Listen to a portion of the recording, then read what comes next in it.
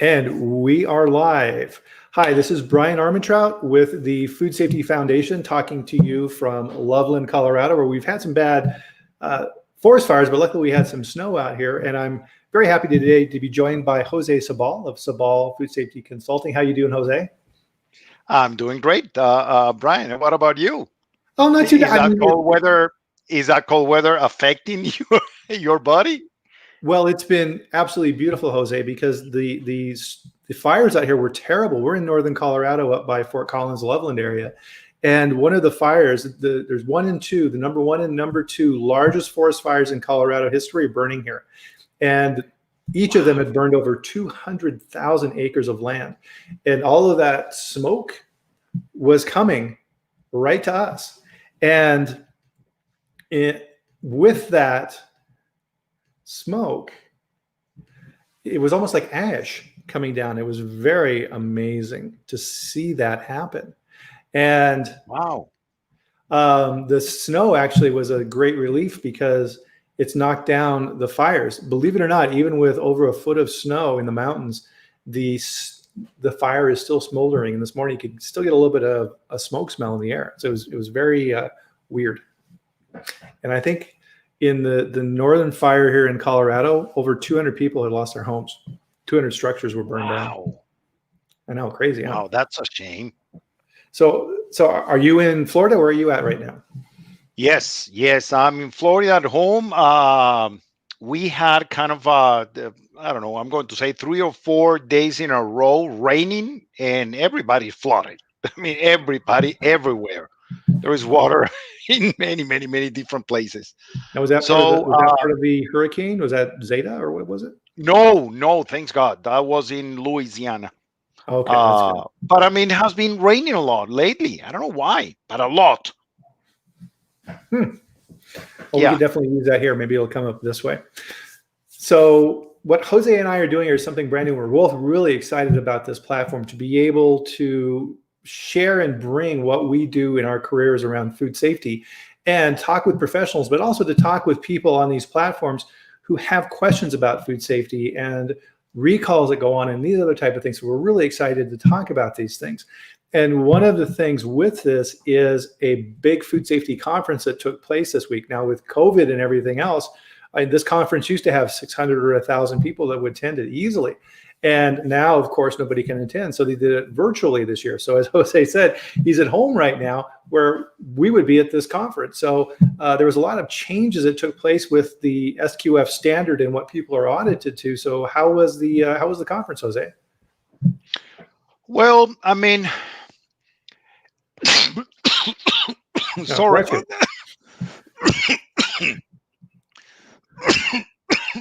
Sorry about that. That good, huh? Well, it's live, so I cannot tell you something different. So it was something new. Mm-hmm. You know, for after all of these years attending to the real in-person conference, Mm-hmm. and then sitting in my house in front of my computer and then going through the list of all the different activities, events, meetings, shows, and so on that that the SQF organized online. Mm-hmm. I will say that it was a different experience. I believe that in general, and maybe it's me, but I believe that in general, I will prefer to attend to this conference in person. Yeah. You lose a little bit of the interaction, in my opinion. I might be wrong again, but it's my opinion. And the other thing is that we depend a lot on the speed of the internet in many different places where all of these people are located. And sometimes we miss a little bit audio. The video may not be that good. So I believe that for us to receive the right information, the communication should be clear. And hearing this conversation exactly as how it goes and hear it clearly is going to be very important. Well, I think you bring up a good point, and that's what I mean. Even getting beyond food safety, with everything that's been going on with the pandemic and everything else, that interaction that people need is really missing right now. Yes. Yeah. Because I exactly, when I attend the conference, sitting down with people at the lunch table and talking about what is it that you do and figuring out commonalities, because as you know, in the food industry, the degree of separation is usually only one or two people. When you meet somebody, very quickly you figure out who you all know in common too. Yeah. Yep. So again, very interesting topics. I attended to, quite a few of the meetings, having very nice conversation, very nice people, providing very good questions, very good input, very good feedback in general. But again, in some of them, the communications were kind of not that good. Yeah. It's got to be a really hard thing to pull off. So I applaud them for even trying to do this with everything that's going on, because food safety doesn't stop, right? We have recalls and all these things happening all the time, right? FDA put out a notice today that there's a potential for E. coli in some products, and they linked it back through some genetic analysis instead of direct sampling from a plant. So it's going to be interesting to see how it goes. FDA is being much more proactive on the leafy green side of things for sure. Yep. Yeah. And you know what, Brian, that even though the communication and the audio may not be that good, I still prefer, and I believe that this is better than nothing, because if we don't have these technology, how advanced is right now, and we can actually see videos and audio from people all around the world in one place. Can you imagine how the impact of these COVID-19 will be in the food industry? That's going to be terrible. Oh, I mean, it's crazy. And the thing is, I mean, we hear about the frontline workers and the people in the hospitals and things like that, but people need to think about too is food factories. All of this food that is still in our grocery stores is still being made, right? So people are going to work, working in the food plants, and the food companies have to figure out how to keep them safe and make sure everything that works correctly so that we get all the food that we love and enjoy in the supermarkets. It's amazing that they're doing it. Yeah. Because it's and that's one of the things that's a constant in food safety for everybody out there who's listening to this is nothing ever stays the same. And when it happens, it's always a big jump. So something very major happens and then everybody's got to catch up. So the Food Safety Modernization Act, all of these type of things can really impact how you do things. And like we all know now with COVID, one day you're doing one thing and the next day things are completely different, and you've got to adjust to that. And getting used to that change, it's amazing what people can get used to, but it takes time, as we've seen with this. Yeah. And actually, Brian, one of the things that I have been lately seeing for effective implementation of these food safety systems is making sure that people fully understand the basic concepts. Because when I'm teaching these preventive controls classes, and we start going through, for the human food 117.3, and there is a lot of definitions there, and 507.3, and a lot of definitions for the animal food. I believe that we must understand what is the definition of food, and what I believe that it's kind of an impact, something where we may struggle a little bit is that the definition of food in the law is in 21 United States Code 321, section 321, 21 F to be precise. And you go there, and the definition is extremely simple. Anything that is food, by definition, for food or drink for humans and animals. And then there is another part of that definition that says that any ingredient that you use to make food must be food too. But for example, and now because I downloaded the SQF code, you go to the glossary of the code and you look for the definition of food. And yes, I mean, at the end, there is a relationship between the two of them. But you know what? It's not 100% matching. reading the one and reading the other, you still, kind of hanging there. So Right. the way that you are going to be using that word and what is the meaning of that word within a system for food safety is going to play a big role on the approach for your controls and your verifications and your validations. Right. Absolutely. Yeah. And so, I mean, part of this too, right, is with SQF or any global food safety standard, right? It's global, right? And that's part of what they Yeah. need to work with, because I mean, specifically what you're talking about there in the code of federal regulations is US law, right? Now Canada's got laws and Mexico's got laws. Singapore, Malaysia, they have laws, right? And so trying to Yeah. make those all align around what is food, that can be difficult. Yeah. Yeah. The other day I read a document. I don't recall exactly what was that document, but I'm sure that it was from the European Union. Mhm. And I read the definition, their definition of food, and oh my goodness, it's extremely similar to the one here in the United States Well, good. You would definitely hope so, right? from the FDA. Oh, yeah. Yeah. Interesting. So, I mean, this is kind of our initial broadcast, and everybody here can kind of tell Jose and I, and this is why we started this, right? We love talking food safety and all these type of things, right? These are things behind the scenes that people normally don't see, right? You just go to the grocery store and you buy stuff, and you just assume it's correctly. Yes. Now, that confidence and that trust, if you go to other countries, sometimes isn't there, right? So you become much more cautious if you're visiting a foreign country. But that trust and that development of, hey, it's King Soopers, I can pretty much go there and buy anything I want and I'm going to be fine, is a huge responsibility. And there's all kinds of things that take place behind the scenes to make that happen. Yeah.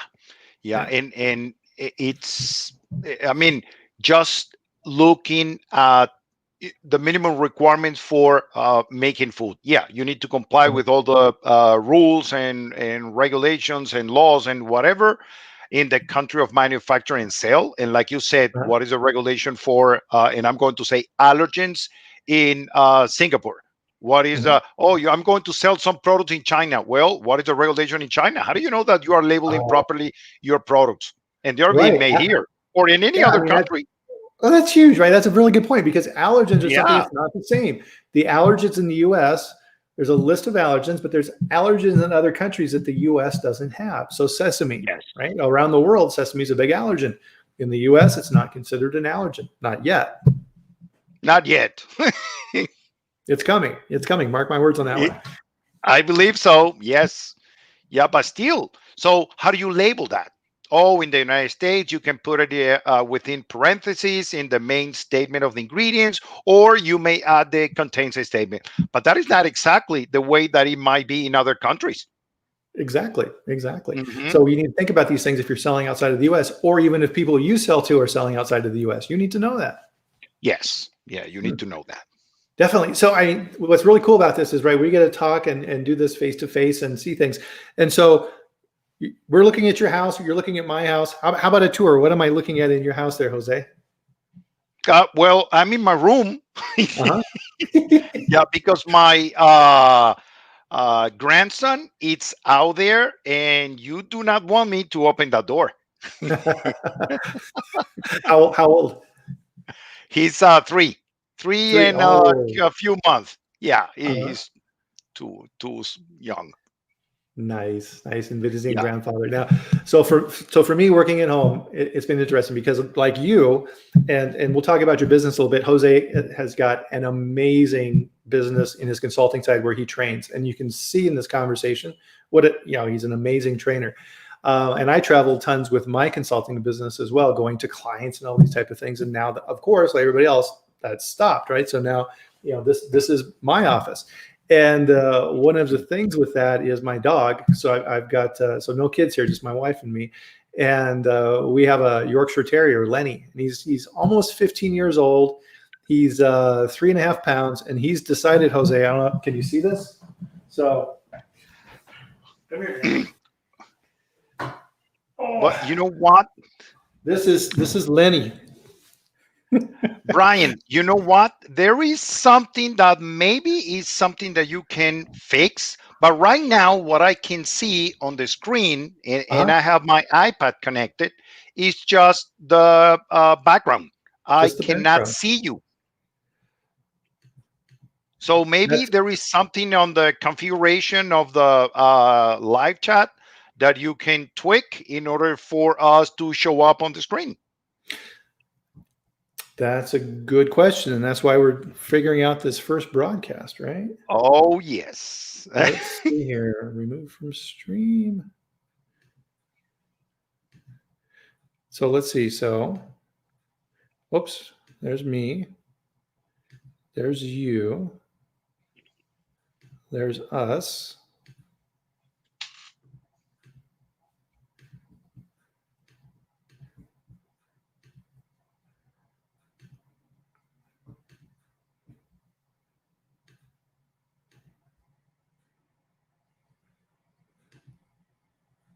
No, don't want that.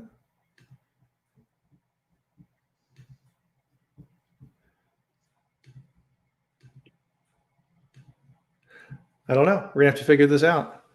So yeah, if it's just a white screen, apologize to everybody. We're trying to figure out this, and so it should be everything I'm showing here. It should be working, but it's not. So we'll have to figure out what's going on. Yep.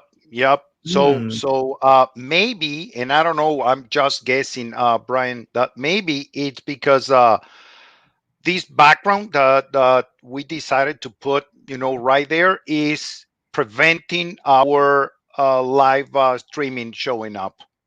Maybe. That could definitely be right. Yep. Maybe the background is not transparent and it's blocking our cameras. Maybe. Yep. Okay.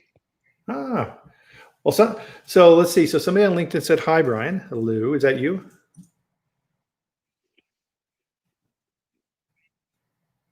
Interesting. Let's see. I can remove. Let me see. I will see if I can remove. Oh, there you go. Now I can see you. Interesting.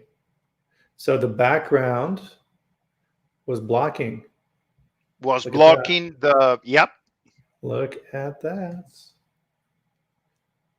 Go away background. Okay, so here's the, hi. Here's, so, I feel like an idiot. All right, here's the standard background that comes with StreamYard. So StreamYard is the system that you use to do this. So now that I know, I'll have this fixed for tomorrow. So, oh yeah, back to the introduction. So yeah, this is Lenny, and so oh my goodness. Lenny has decided that when I'm working, Jose, that sleeping on my desk is where he belongs. So as soon as I sit down in the morning, he is standing there like, pick me up. Hey, what are you doing? Waiting. Exactly. Crazy dog. Great. Okay, cool. Well, so tomorrow morning, 8 o'clock my time, I'm in the mountain time zone, 10 o'clock your time, you're in the East Coast zone. Yes. Tomorrow morning, let's talk about what you learned about at the SQF conference from a content standpoint, because at this conference was a huge unveiling. It's the new version of the standard, right? So for people out there who aren't too familiar, these are the audit standards. So that safe food supply that we were talking about, auditors go out and they check all kinds of things, hundreds of different things that they're looking at in food plants, and then they audit them and give them a score. This audit standard evolves and changes and gets better and better and better. And this is the latest version, version 9. A lot of changes in version 9. Yes. So tomorrow morning, I would love to get your impression of those changes, because there's some pretty significant things in there that people need to be aware of and need to understand now that the standards are out, and they're available on the website now. We'll put a link in there tomorrow for that. But I think people are really interested to get your expert opinion on that, and we can talk about that. What do you think? Yeah, that sounds good. Actually, there are so many different new things in the code that, oh my goodness, we have a lot of material there to talk in many of these live chats. Definitely. This is a really, really cool tool. And part of this, right, is we want to bring food safety and this passion and the things that we care about to the people out there so that we can help make things better. That's one of the things in the food industry that can be really hard, is because we are at plants and we were in Wisconsin making cheese and these type of things.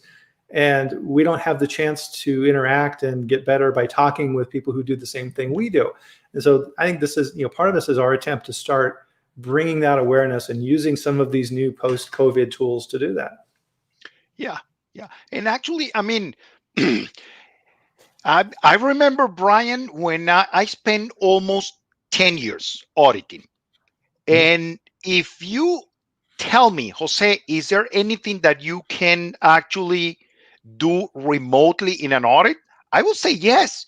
Because in order for me to be sitting down in front of a bunch of documents and looking at documents and records, I don't need to travel for that. I just need to have access to those documents. So easily, that is something that can be done remotely. I don't see any problem there.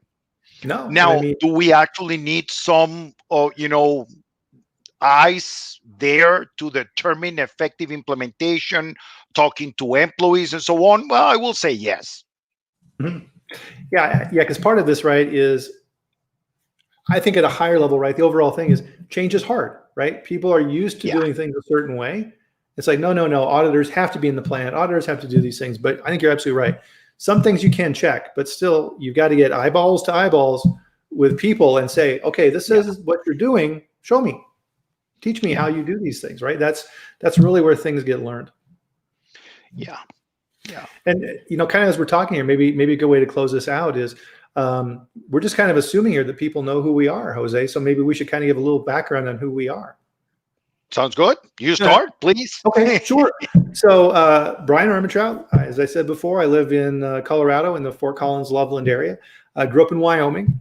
Worked in the food industry, managing quality assurance systems, all these type of things for over 20 years. At one point, I was running quality assurance at large consumer packaged good companies with multi-billion dollars in sales.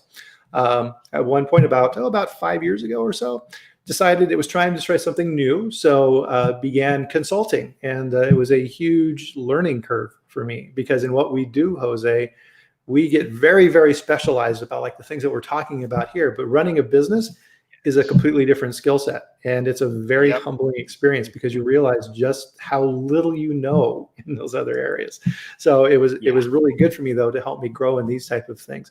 Also spent some time running the training, consulting, and auditing divisions within Eurofins. So I've been on kind of both sides of the equation. So it's nice to see what we're talking about here today as a customer who's getting audited, but also being the person who is supplying the audits to them and working with the auditors and all those things.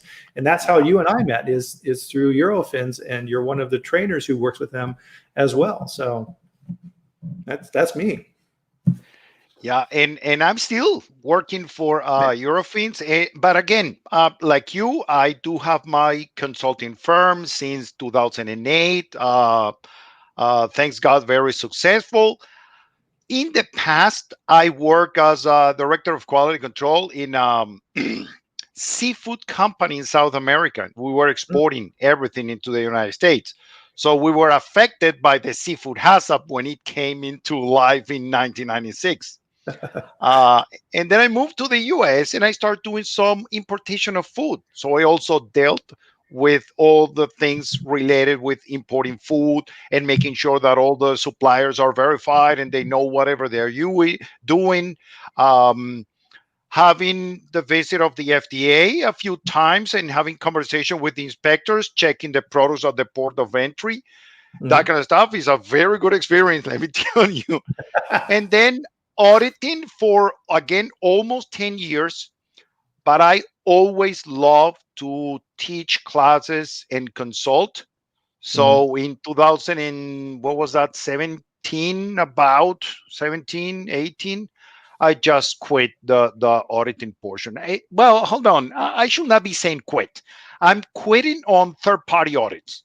I'm still auditing a lot for internally, for companies, for my clients. A lot is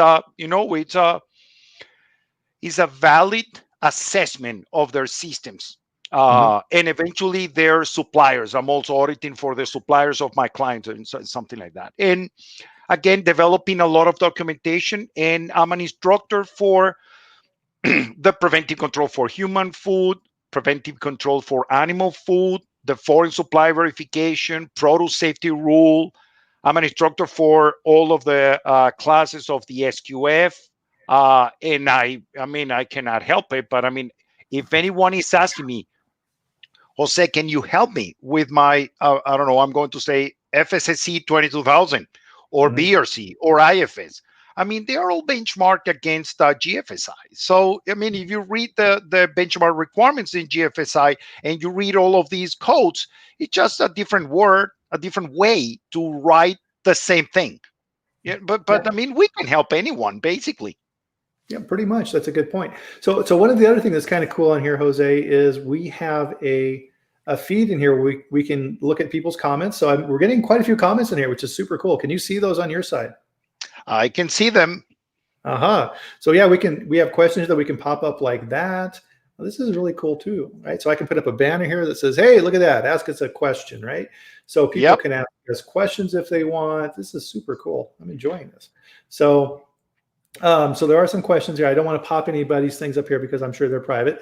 We'll ask for permission if we can do that, if that comes up. But definitely very cool. So if anybody had a question or things like that, there's a couple of here that we'll follow up on. Happy to do that. But very cool. Yeah, this is neat. So yeah, once an idiot like me figures out how to use it, this is pretty nice. You know what? One thing that I found, Brian, is that we just need to try. Yeah. You know, we might not be the best, user. We may not be the professional users of all of these technology. But you know what? What is important here is the communication. Having these 15, 20, 25, 30 minutes of conversation and replying to people, to their questions or comments that they may have. That's what I believe that is going to be helping, creating new ideas or having new perspective in different topics. No, I agree, because I think that's a really good note to close on, because food safety is something that everybody needs to work on together. It's not something we can work on huddled by ourselves trying to fix everything. Everybody needs to work on this together. Yeah, I agree. Cool. So Jose, awesome. I think overall, let's see, I give today's a 6 out of 10 based on technical difficulties. Conversation, 10 out of 10. So tomorrow morning at 10 a.m. Eastern, 8 a.m. Mountain, we'll try this again. And this time I will get the screen right, so we're not doing that. And so if you want to rejoin us at that time, have your questions for us. We'll be happy to answer them. And we're going to talk about SQF, Safe Quality Foods, the new standard version 9 that came out, and all the cool stuff that's in that. Yep.